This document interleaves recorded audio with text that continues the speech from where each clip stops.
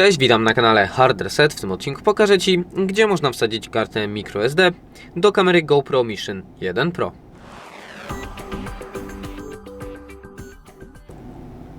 Aby wsadzić kartę microSD do tej kamery, będziemy mogli to zrobić tutaj, przez ten panel boczny, otwierając go sobie za pomocą tego tutaj zatrzasku, ściągając go w dół.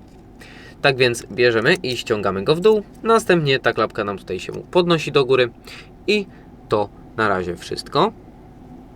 I tutaj w środku mamy gniazdo właśnie na naszą kartę SD, gdzie możemy ją sobie tutaj umiejscowić.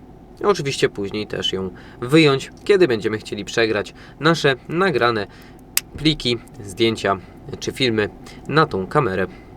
Jeżeli wideo było dla Ciebie pomocne, zostaw łapkę w górę oraz subskrypcję. Z mojej strony to tyle. Ja się żegnam. Cześć!